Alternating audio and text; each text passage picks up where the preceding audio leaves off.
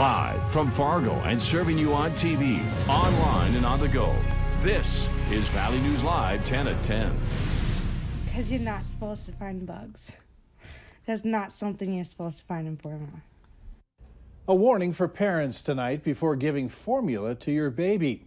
When you open a new can of baby formula, you expect it to be a sanitary product. But one Minnesota mom says she found bugs in her son's drink mix. Valley News Team's Molly Casey spoke with a family and has our story. I was scared. I didn't want him eating bugs. Rika trusted that her son's baby formula would be safe to drink, but when she found bugs in the mix, she grew concerned. I found a black little tiny little beetle looking thing. Rika opened another to check if the bugs were isolated to one container, but found more. And then in another can, I found a larvae looking thing. And she's worried that the affected formula may have had an effect on baby Caden. Oh, I don't know for sure if his appetite is down from that, but he hasn't been eating right. Rika says she reached out to Abbott Foods, the maker of Similac baby formula, and was told to send in the bugs, but that representatives didn't seem concerned. How am I supposed to trust a company that's making my baby's food and them not even caring that there's bugs in it?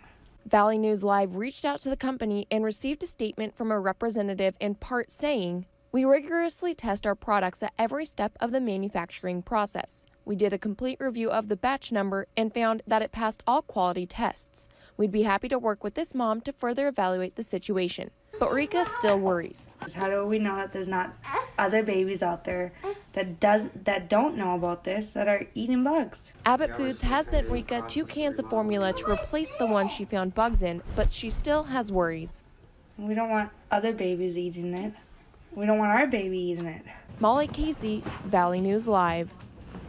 Abbott Foods will review customer inquiries to see if anyone else has reported bugs in this batch of Similac baby formula, and the company will release more information once an investigation is complete.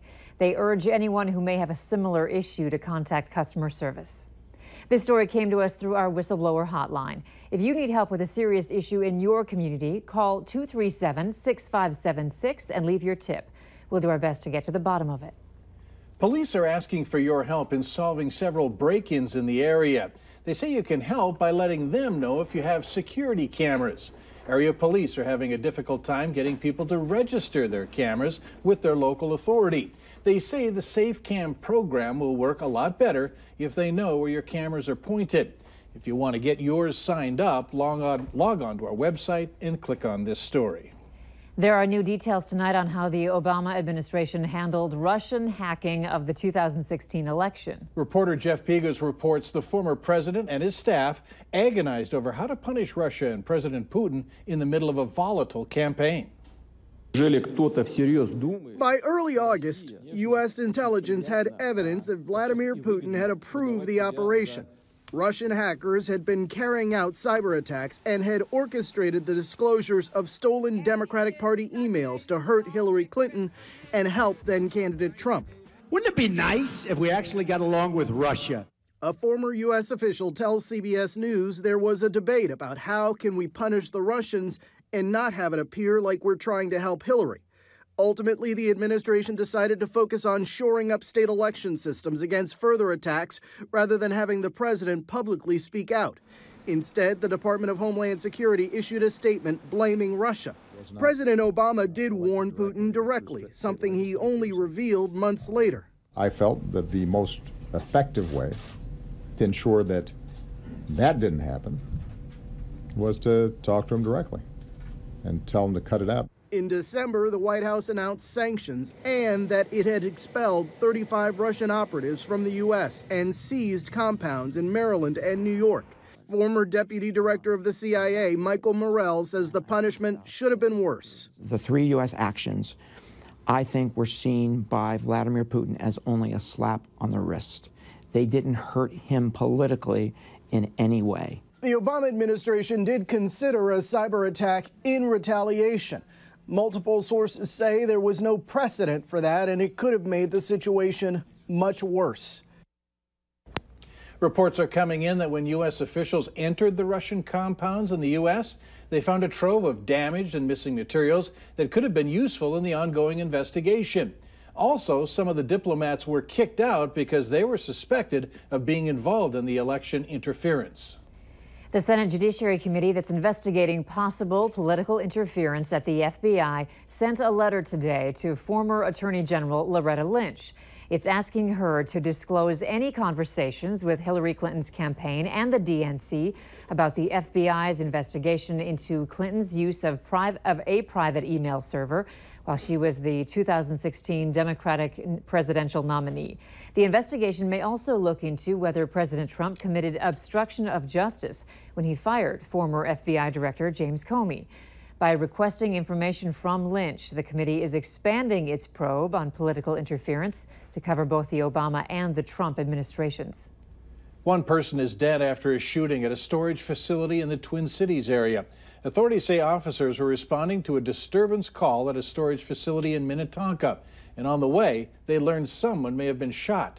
When they arrived on the scene, they found one man dead. They took another into custody.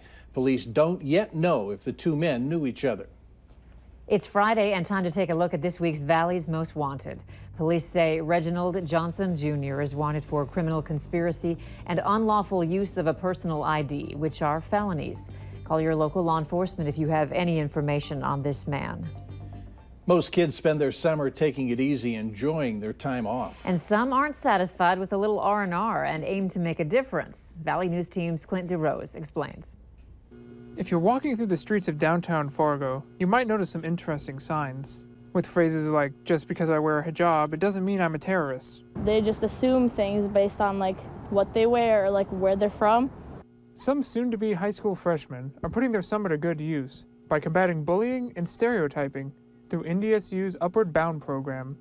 They tackle a new topic every Friday, and this week's challenge is Islamophobia. So we decided to do research today and bring awareness saying they're not bad people. Because I feel like not a lot of people pay attention to this kind of topic, and I feel like it should be more out there. These students said that they couldn't just sit by and watch the injustices around them grow uncontrolled. A lot of people like to assume stuff, and I feel like it's not right. What people should be based on their looks, and, so basically stereotypes and stuff like that. An effort that they think can make a difference. In Fargo, Clint DeRose, Valley News Live. The teenagers also hung up signs saying Happy Ramadan and pamphlets showing similarities between Muslim and Christian teachings.